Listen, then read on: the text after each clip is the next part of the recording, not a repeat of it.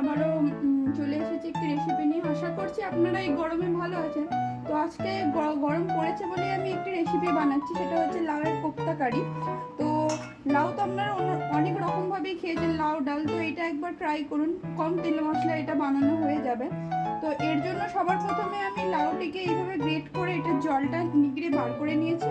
এখানে কাঁচা লঙ্কা কুচি দিয়েছি দুটো, আর একটা সেদ্ধ করে রাখা আলু দিয়েছি। এরপর আমি এতে 1 চামচ মতন আদা পেস্ট দিয়ে দেব। এই রান্নাটা সম্পূর্ণ আমি নিরামিষ করছি। আপনারা শনিবার আপনাদের যেই বারে আপনারা নিরামিষ খান সেই বারে আপনারা করতে পারেন। তো লবণটা আমরা এখন দেবো না, কারণ লবণ যদি এখন দিই তাহলে জলটা বেরিয়ে যাবে। সমস্ত কিছু দিয়ে ম্যারিনেট করে নেওয়ার পর লবণ দেবো। তো এখানে আমি ধনে গুঁড়ো দিচ্ছি 1 চামচ, জিরে গুঁড়ো দিচ্ছি 1 চামচ, সামান্য পরিমাণে হলুদ দিচ্ছি একটু,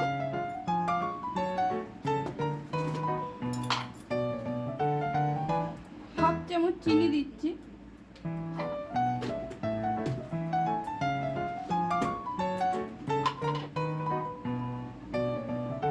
বেসন দিচ্ছি 2 চামচ,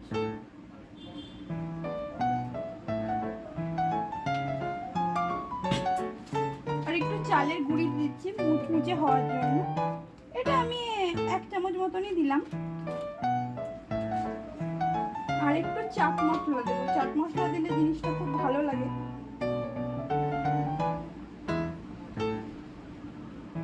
হাফ চামচ মতন চাট মশলা দিচ্ছি। তো এরপর এইগুলো দিয়ে আমি ভালো করে ম্যারিনেট করে নেব। তো এটা আমি ভালো করে মেখে নিয়েছি সবকিছু দিয়ে।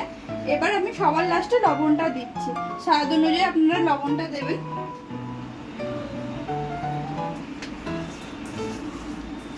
আমি কড়াইয়ে সাদা তেল গরম করে নিয়েছি। কোপ্তাগুলোকে এইভাবে গোল গোল আকারের বানিয়ে নিয়ে আমি এগুলিকে এবার ভেজে নেব, ডিপ ফ্রাই করে নেব।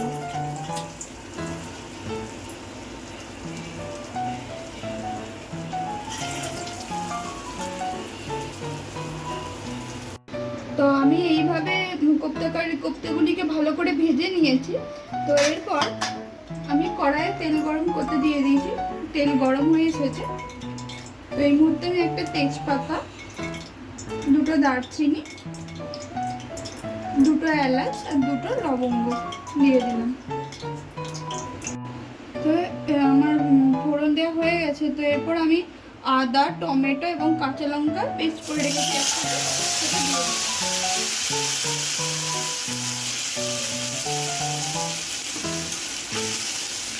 একসাথে দেওয়ার পর আমি স্বাদ অনুযায়ী লবণ দিয়ে দিচ্ছি।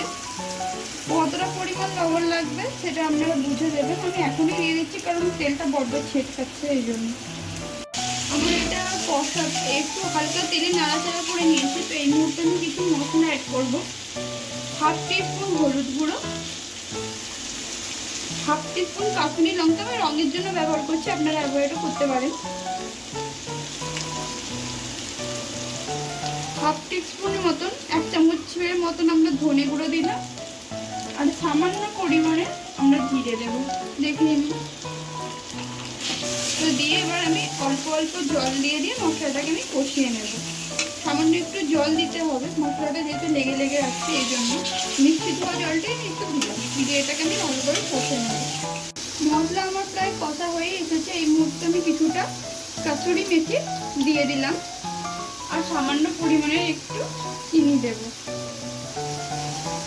সামান্য পরিমাণেরই দেব। যে মশলাটাকে আমি আরেকটু কষিয়ে নেব। আমার মশলা পুরো কষা হয়ে গেছে। তো এই মুহূর্তে আমি যেই পরিমাণে, আপনারা গ্রেভি কেমন জল দেবেন, আমি যেই পরিমাণে খাবো আমি সেই পরিমাণেরই এখানে জল দেবো। জল দিয়ে জলটা ফুটে এলে আমি যে কোপ্তাগুলো ভেজে রেখেছি সেগুলো দিয়ে দেবো। আমার গ্রেভি ফুটে এসেছে, আমি এবার ভেজে রাখা সব কোপ্তাগুলো দিয়ে দেবো।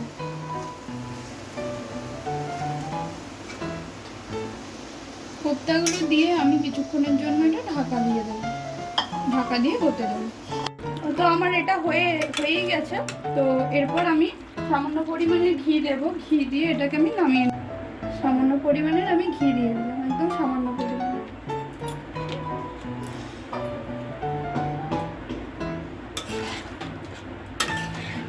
জিনিসটা আমার রেডি হয়ে গেল।